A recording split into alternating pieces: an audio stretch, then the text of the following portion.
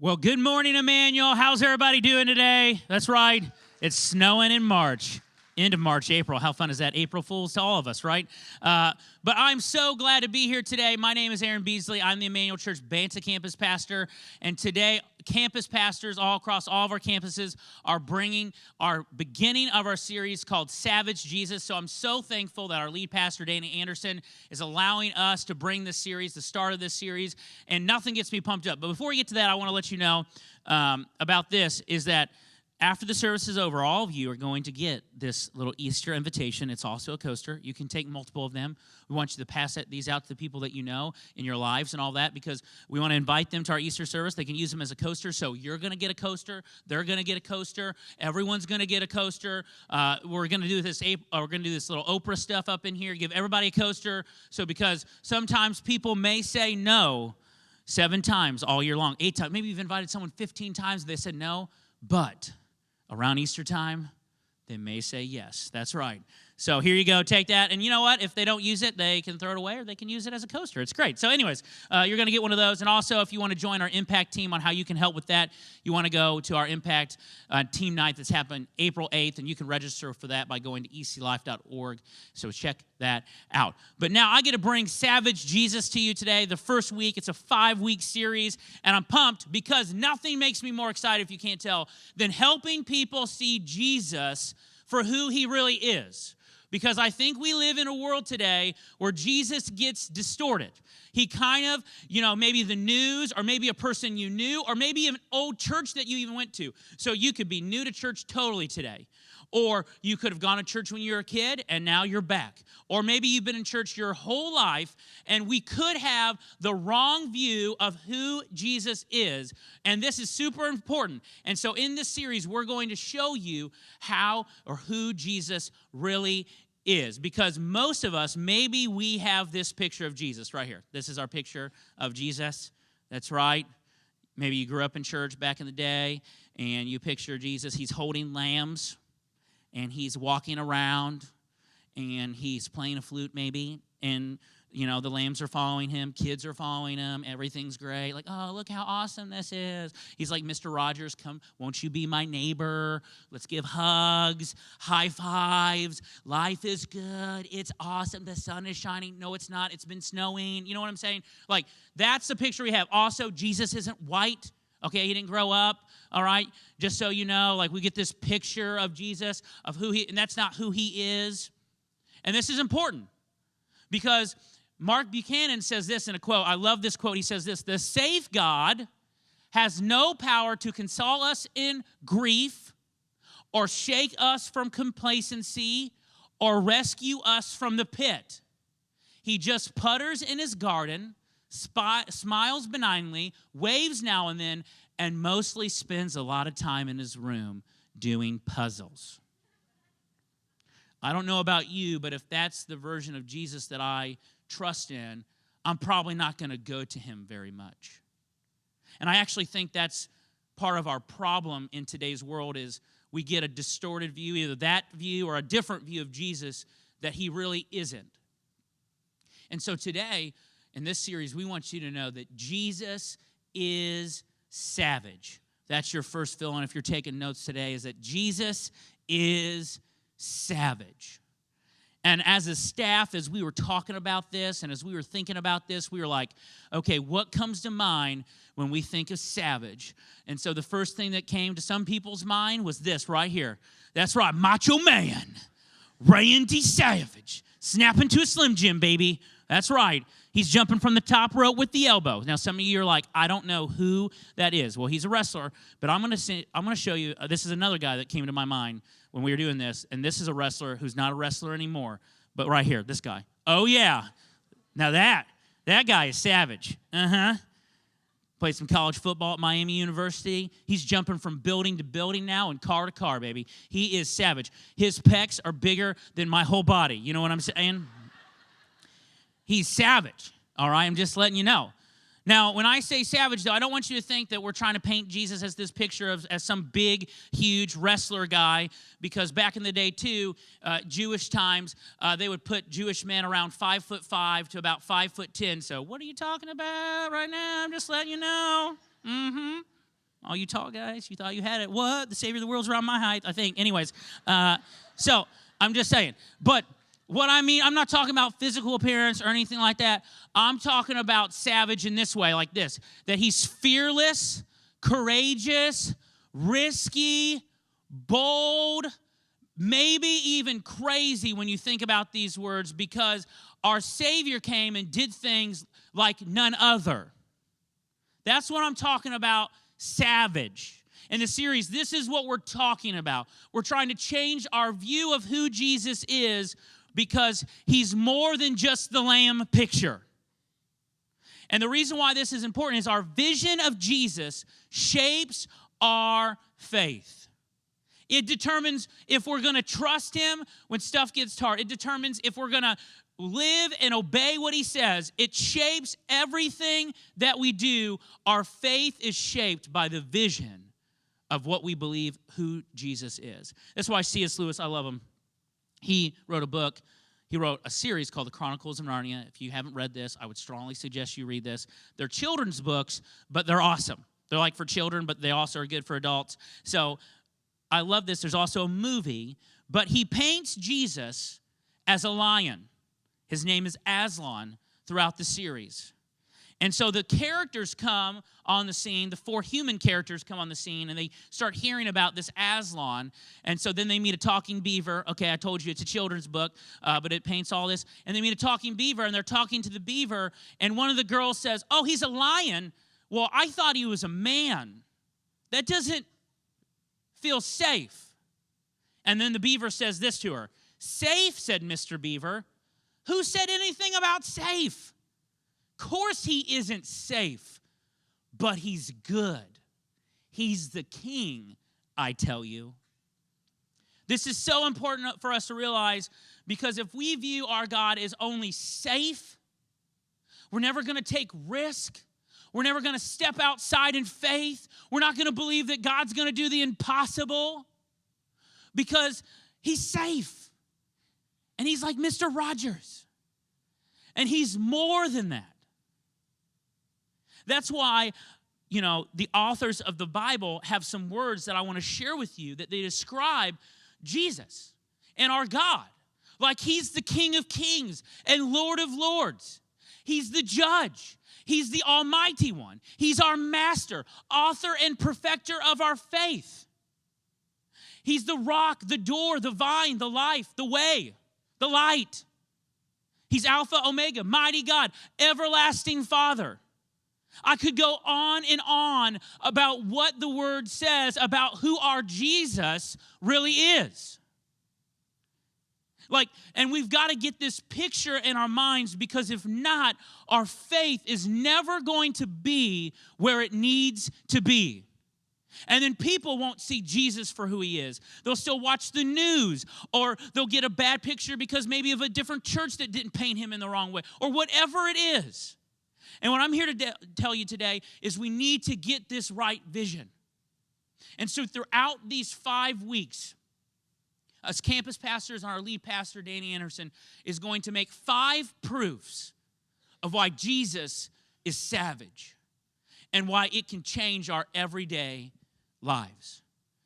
And so we're going to start in the book of Matthew. And I want to set the story up for you, because Jesus has got his disciples. He's got a small group with him, and they're hanging out, and Jesus has been doing some amazing things. He's been healing people, making them walk, healing diseases, casting out demons. And so Jesus wants to go across to the other side of the lake or the sea. And so there's a sea called the Sea of Galilee, and the disciples get in the boat with him. And this sea was known to have storms just come out of nowhere. They just kind of pop up. And so the disciples, they're just minding their own business. Life is great. Jesus has been doing some amazing things, and now they're in the boat. And this is what happens. Matthew 8:23, starting in verse 23. Then Jesus got into the boat and started across the lake with his disciples. Suddenly, a fierce storm struck the lake with waves breaking into the boat. But Jesus was sleeping. Doesn't it seem like sometimes God's not listening, or he's asleep? He's not paying attention? The disciples understand this. The disciples went and woke him up, shouting, Lord, save us. We're going to drown. And they just had seen Jesus do amazing things, but they're focusing on what's in front of them. And then Jesus responded this way, why are you afraid? You have so little faith.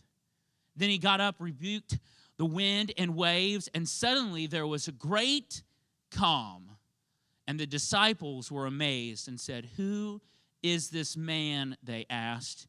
Even the winds and waves obey him. I don't know about you, but that sounds pretty savage. Like, last night if I could have been just like, snow, goodbye. Sun, come, that'd be awesome. I can't do that. But Jesus does. And it's interesting in our lives because how this relates to all of us is I feel like we're like the disciples, right? Maybe we're on the Sea of Galilee, or maybe we're just on our life track and life seems to be going okay and we're just going, and then all of a sudden, boom, storm. Like, in life, you will have storms. Like, you will have storms. That's your next film. Like, you're going to have storms. Like, this church, we don't want to promise that, you follow Jesus, and I'm going to tell you, everything's going to be smooth. Everything's going to go your way. Let me tell you how it's not true. So, I was taking off work a couple weeks ago because March Madness had started. And the first weekend of March Madness tournament, I always take off work. People know that because I love March Madness. It's awesome, okay? Like last night, that Purdue game was awesome. Sorry, Purdue fans. I feel your pain. I know you're in a storm right now. I'm going to talk to you about how Jesus can help you. Anyways, because it was hard. I get it, all right? I understand. But Carson Edwards was great. But I love March Madness. I love it.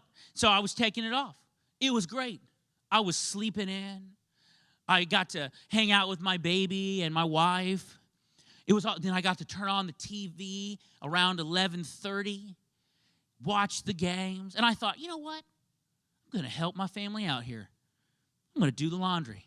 I'm going to do the laundry right now. So I put clothes in the laundry, hit the start button, go to get ready to watch. My wife's watching the baby in the room, and she goes, Aaron, I heard a noise in the garage. I'm like, what? Okay, so I go out to the garage. Well, that's where our washer and dryer is. So I go, and guess what? The washer stopped working. And if my wife heard a really loud noise, it's probably not good. So there was still water in there and all the things that I put in there. And so I'm trying to get it to start again and all this. I called one of my uncles to come over and look at it, and it was dead. Boom. Storm. Then our heater went out for a day. That was awesome. Boom. Storm. How about this? My grandparents, both of them in the last week and a half, have lost sisters. Boom. Storm. Or how about one of our campus pastors today? He's going to talk about how he lost his mom a week ago. Boom. Storm. Or how about some kids I knew in high school who one of them overdosed. Another committed suicide. Just in the last 2 weeks. Storm. See, storms come. Could be a mini storm. You could be in a major storm that's been going on for a long time. And when these storms come, it's like the disciples in Matthew 8:25. It seems like this. The disciples went and woke him and said, Lord, save us. We're going to drown. It feels like you're drowning, doesn't it? Like, that's your feeling next, is that you can feel like it's drowning. Anxious, fearful, angry, depressed because of the storm that you're going through. Maybe it's a financial situation in your life. Like all of a sudden, life's good. You're even trying to save money. You're trying to get out of debt, and then you lose your job. Or something breaks in your house, like your car or the washer, and you're going, how am I going to pay for this?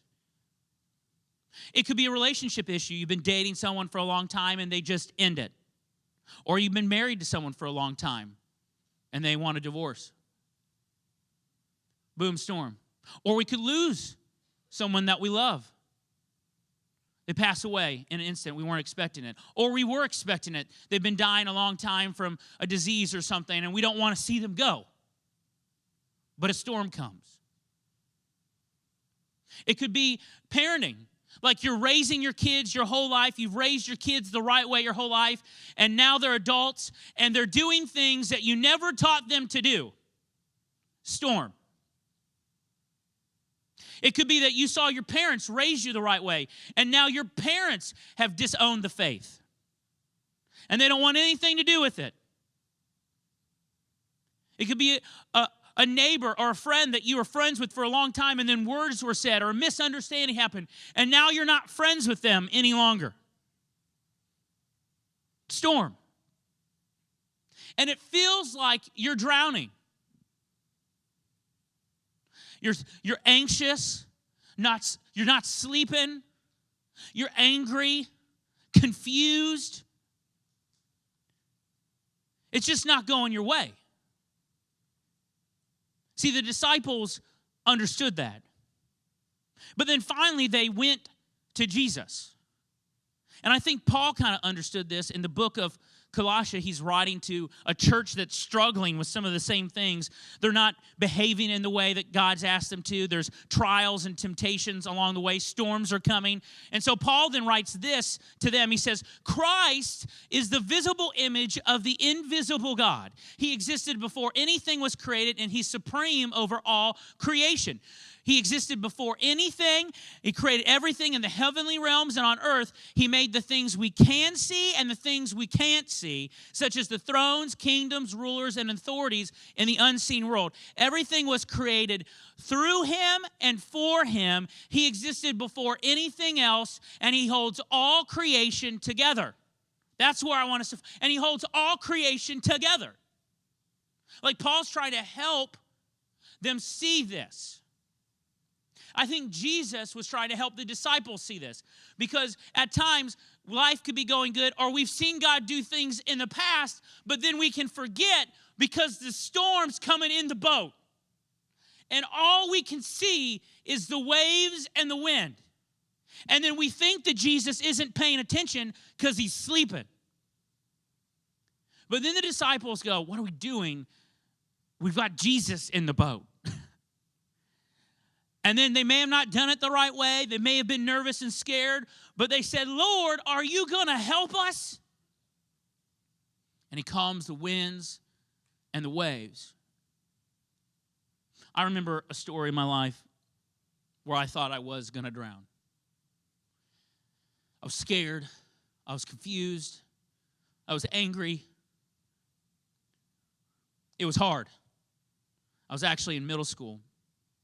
And, middle school is a great time because first you're getting things on your face and on your body that, I'm sure everyone in this room, if I said, you could go back to one time frame in your life, everyone would be like, yeah, let's go back to middle school. That's awesome. Right? Because, you've got things coming and growing and what's happening and voices are changing and yay, life's good. Oh, hey, how's it going? And so things are changing. And so that was already hard enough, and like where you fit in and what groups you fit in. But then I found out that my parents were going to get a divorce, that they no longer could live with each other. And then I found out that my dog that we got when I was born, like it was my dog. My dog. It was like Lassie. Her name was Sadie, but I loved her very much. She passed away. And she was like the one animal or thing that I would go talk to when all this was going down, right? She would listen to me because she's a dog, but she passed away. And then I got deathly sick. I got pneumonia in my lungs. And I was in and out of school for 3 weeks. I was sick. I couldn't even make it to the shower some day. I couldn't even get out of bed or the couch or wherever I was. And then I'd go to school when I finally thought I was feeling better, and I would get a fever. I would go back to being weak. I couldn't do anything. Everything was falling apart.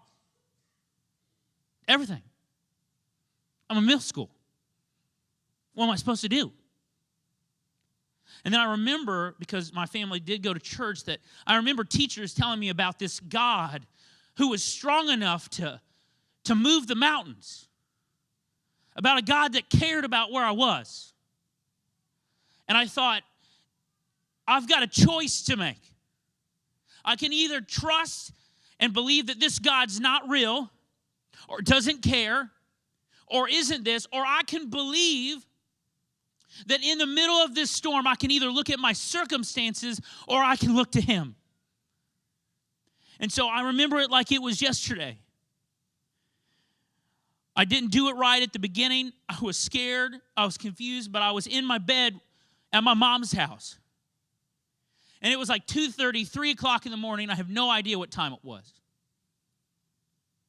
And I just remember crying out to God and saying, if you're here, if you're listening, I've got nothing left. Nothing. I can't go to my family. Can't go to my dog. I don't have my health. I've got nothing. Help me. And I'm drowning. And I can't explain it, but a peace came over me. I opened His Word. I would put verses on this. I would just focus on them and not my circumstances. And then God was bringing people in my life that I didn't know that actually invited me to this church when I was in middle school. And here I am today at one of the campuses being able to talk to you about how Jesus can deliver you through your storm. It's crazy. It's crazy. Why do I share that today? Because we all have choices. You know, we can believe what somebody showed us. We can believe the wrong view of Jesus. We can believe what the news has to say about Jesus. We can believe pictures that are out of date about Jesus. We can believe all these things about Jesus. But in the end, are you going to believe what His Word says about Him? What people who saw Him said about Him? What He's done in your own life already? Or are you going to look at the waves and believe in them? Or believe in someone else that's telling you to focus on the waves? And when you start to believe that the creator and the sustainer of the universe is in the boat with you, even when the storms are too high, what happens? Here's what I believe happens. It destroys your fear. It destroys your fear. That's your next feeling. It will destroy your fear. It will destroy your anger. It will destroy your depression. It will destroy what's happening in your life. Will it always be easy? No. But I promise you, He'll bring a calm when your kids aren't doing what you want them to. When your financial situation changes. I promise you that it will destroy the fear because I've seen it in my own life. Because I'm not believing in any Jesus. I'm not trusting in my parents. I love my parents. Can I tell you what? My parents didn't get back together. That's what I prayed would happen. They didn't get back together. I've got wonderful step-parents now. God didn't calm the storm I wanted Him to. I'll tell you what storm He calmed that all of us need more than anything. He calmed the storm that was in here. That's the storm that we all need calmed. And you know what? Sometimes God calms the physical storms. He brought people in my life to help me along the journey. He continues to do that. He provides. He answered things. We got a new dog that was awesome. Her name was Emma. She was a black lab. God answers things. But if we're only going to focus on the winds and the waves and what everybody else tells us to focus on, I promise you, you will miss who the real Jesus is. That He's not just some Mr. Rogers neighborhood God, but He's savage enough to calm the winds and the waves and to calm whatever's going on in your own heart and your own life. I believe that. Whether you're new to church, you've been in church, or you've been a long time, we have to get back to who Jesus really says He is. And so how do we practically Like, how do we practically do that? Like, then how does the storms in our life get calmed, and how do we do that? Well, it's simple. I'm going to give you a simple answer, but it's not simple, because you just have to go to Jesus, like I did when I was in middle school. And I'm not talking about going to Jesus like the Jesus that you've heard about from the news or the Jesus that you've heard about from other people. I'm talking about the Jesus who we just read about that was in the boat that the disciples went to. See, you got to change your view. You got to change your vision of who Jesus is. And when you do that, it starts to affect your life. It starts to affect everything else that's going around you. So how do you practically do that? Oh, well, I told you one of the ways I did is I just prayed. I got on my knees, I got in the bed, and I prayed. Or I went to friends. Like, I had friends that come in. I went to a godly person. That's another way that you can go to practically Jesus, when you go to a godly person. Like, that's why we're sharing small groups with you. You should get in a small group. Some of us today are going, well, I don't want to get in a small group because this person could be annoying, or what happens if people don't like me, or what. Here's what I want to tell you. Jesus had a small group, and one of the people in his small group was the devil. It was Judas. So I'm just telling you, if he can deal with Judas in his small group, I think that you can deal with a person who talks too much. Okay, you know what I'm saying? I get it. I just believe that. Or, you know what? You can put memory verses on the wall, and you can just focus and believe in who Jesus. Take this story, put it on the wall. He calmed the winds and the waves, and just believe it. He calmed, like, so when the washer went out, I was like, I don't know how we're going to do this.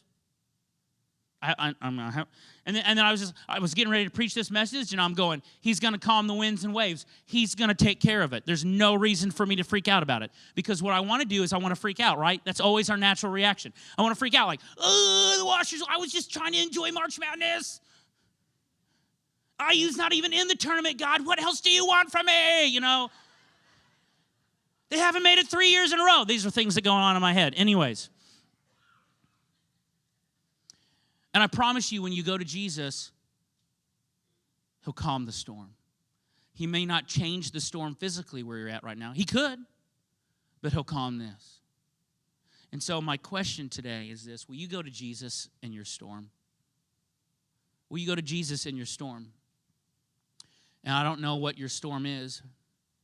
It could be a financial storm, like the washer went out, and you've been freaking out about it, and you feel like you're drowning. It could be a relationship thing. Like, you could be single. You could have been single for your whole life. My question is will you go to Jesus in your storm? I can't do that for you. But here's what I promise you, is when you go to the Jesus that's savage, that can calm the winds and the waves, he'll take care of whatever storm you're in. He did for me. He continues to do for me.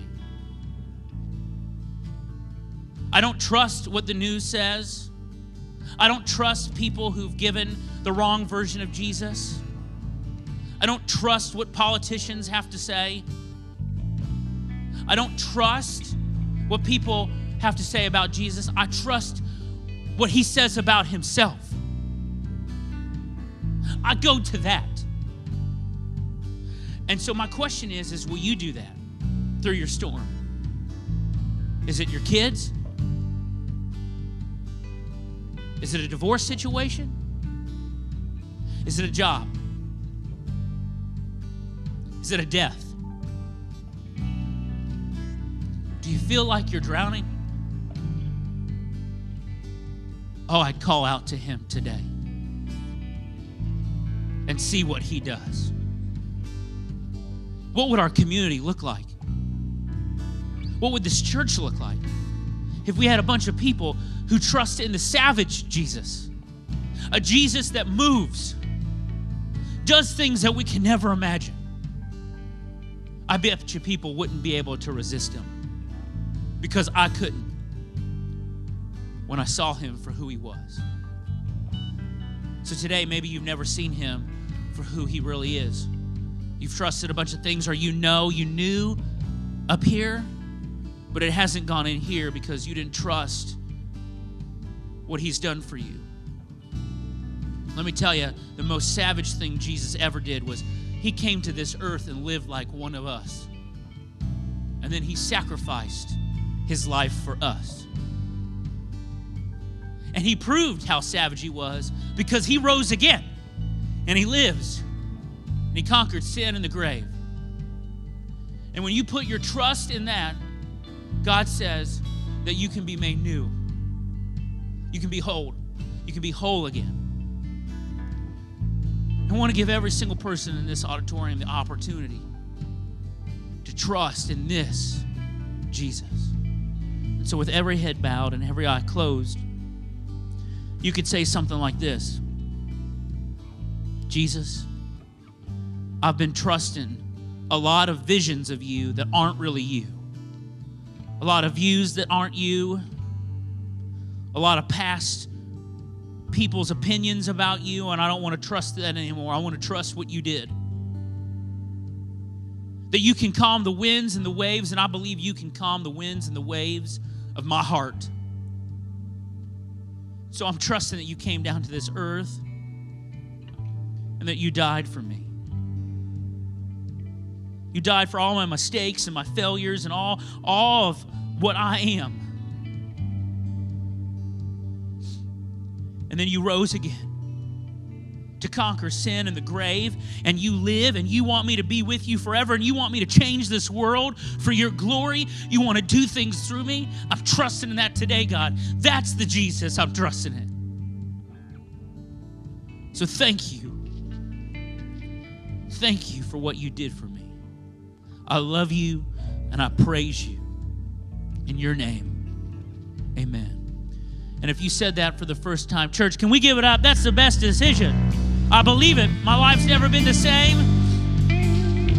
And so we've got a new believer's Bible that we want to give you. I've got some friends in the back of the auditorium that want to get you this. They want to get your name, your phone number, just so that we can contact you, help you take your next steps, or answer any questions about our church, or maybe you have questions or doubt about our church. We want you to go back there. We want you to get this information so that you can see how Jesus can change your life. This series, I'm so pumped up to see what God will do through this series as we look at who Jesus really is. Our pastor, I know next week he's going to be back and he's just going to bring it. But I want to close with this. We're going to close with the song today. And I want you to think through this. Will I? So will I. God, if you can calm the winds and the waves and you can direct them where you want, I can give you my life as well. I'll trust you in the storms. So will I. And as you sing these words, let them marinate, let them become part of who you are so that you leave this place today a little bit different than when you came in. I love you guys. I love this campus. And I can't wait to see what God will do through all of you.